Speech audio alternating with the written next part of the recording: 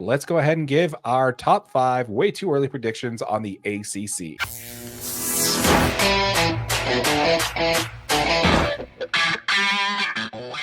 Let's go ahead and get started with our top 5, and let's start with number 5. Who do you got number 5 and why? Go. All right, number 5, I got NC State. Very nice. Okay. Yeah, so I got NC State. I think head coach Dave Doran, he's really got this program heading in the right direction. I mean, they've actually been consistently winning footballs these last couple of seasons. Quarterback Grayson McCall, wide receiver Kevin Conception, and running back Jordan Waters. I mean, they're just a great offensive trio. I could definitely see these guys winning 8 to 9 games this year. Nice. I have them. I had them in my rankings as well, but they're definitely not number 5. I have number 5 as Miami. You have Miami at 5? I have Miami at 5. Okay. So they are 7-6 last season. They finished 7-6 last season. I got them finishing 9-3 this year. They're adding Kevin Ward, which was one of the top quarterbacks available at the portal this year. However, I don't see that being, again, that is a transfer into a new team, new conference, a whole new system too. Whole new system. Now they do have those 3 4-star wideouts they also signed this year. Yep. So that's why they're in my top 5. Perfect. All right. Number 4, I have Duke. You have Duke. Okay. I have Duke at number 4. Nice. So former head coach Mike Elko, he's gone. He took some of his staff to Texas A&M. But these guys really landed a good quarterback in Malik Murphy, the Texas transfer. The kid can really play football. I think head coach Manny Diaz probably gets them. I think they just kind of roll. I don't think they're really going to miss a beat. I think they'll have these guys ready and tuned up in the ACC. For number 4, I have NC State. I have them going 9-3. They have quarterback Grayson McCall, like you mentioned before, wide receiver Kevin Concepcion, and then running back Jordan Waters. That is kind of like a triple threat there on the offensive side there. Yep. They just got each position solidified with a potential All-American in those positions, I think. Yep, absolutely. Which I think is really cool. I do have them losing to Duke, Clemson, and Tennessee. But yeah, I got 4 NC State. All right. Number 3, I have Miami. Okay. I like it. I got Miami a little higher than you had them. I like it. I kind of think Mario Cristobal is going to be fighting for his life this season. And I think it's going to benefit him because he didn't have a great season last year. And Mario Cristobal has a reputation of being a fantastic head coach. He did a great job at Oregon, obviously won him the job at Miami. And I think that fighting attitude is exactly what his players are going to have. I think they're going to go out there. They're going to be like you'd mentioned before in Miami. They got a bunch of 4-star wide receivers. The Mario Cristobal defense is always going to be tough. They reloaded on defense out of the transfer portal. I don't see them taking down Florida State, and that's going to be a real tough game for them. But I think they're going to have a really strong season this year. No, I agree. I think they're going to have a good year, and I just with all the change though, I just don't see them improving that much over that 7-6 they had last year. Yeah, but I do like where you're coming out from because they do have if they've been playing together, I would probably have them. If they've been playing together for a year or two, this squad, I'd probably have different. I'd have them at the top of the conference easy. Yeah. Okay, so with number 3, I have Louisville. Okay, I like that. Yeah, I got Louisville. So they had one of the best, if not the best, transfer portal rankings in the conference as far as their ratings in there. It's the first year, their first year underneath Jeff Boehm as head coach. He won 10 games and made to the ACC title game. So there's nothing you can't argue with that, right? Absolutely. And then they also they got the Texas Tech transfer, that Tyler Show. He has a QB rating of 130.4. I got this team going 9-3 with losses to Clemson, Notre Dame, and Kentucky.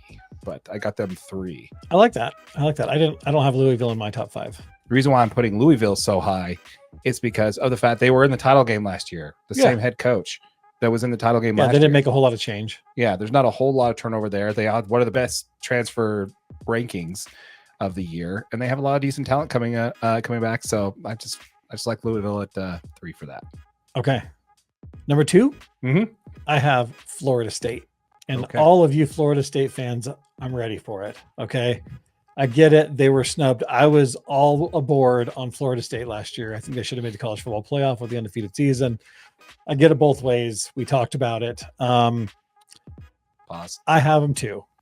Sorry. Okay. I have them at 2. These guys absolutely reloaded after sending a bunch of players to the NFL draft. They have the number 4 transfer class, the number 10 recruiting class. They picked up 7 4-star recruits from the SEC, including 5 of those players from Bama.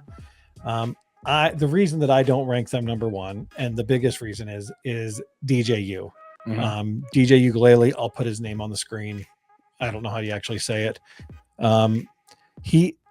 I watched a lot of Pac-12 football last year, and at Oregon State, I'm not impressed with this guy. Yeah. Last year with Oregon State, it's a run heavy offense, and when they had to rely on him to get the ball up and down the field, it didn't end well for them. Right? No. I don't know if he's that guy. Stepping in and trying to fill the shoes of Jordan Travis is going to be a tough task. That dude could ball. I don't know if DJ U's got it. And that's the reason I got him at 2. Gotcha. I have Florida State number 2.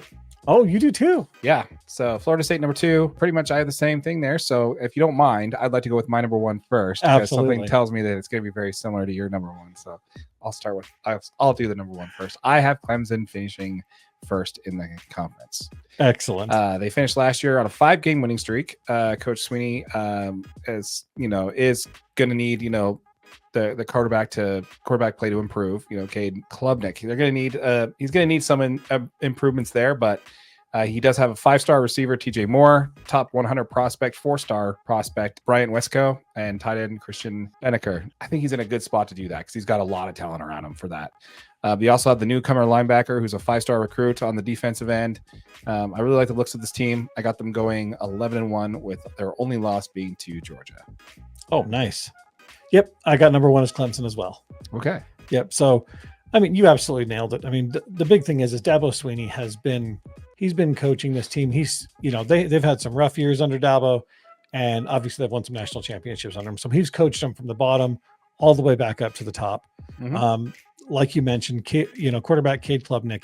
This kid was a Texas Gatorade Player of the Year. Right. This kid can play.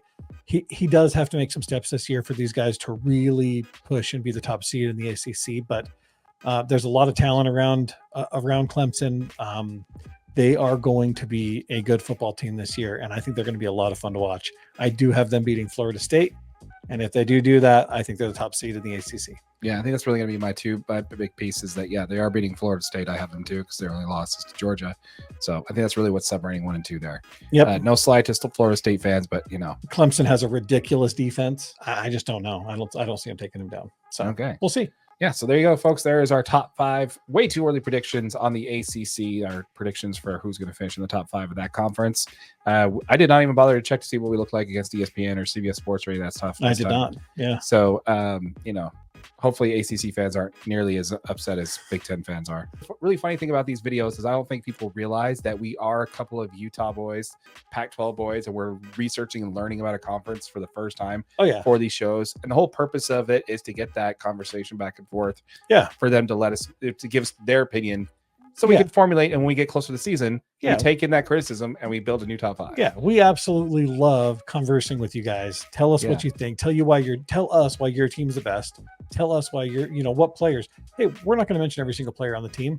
And if you want to talk Utah football, I can tell you top to bottom roster why the Utes are going to be great this year, right? Yeah. Do that with your guys' teams. We appreciate the feedback. We love it, guys. We love it. Keep it coming. Yeah. Keep it coming.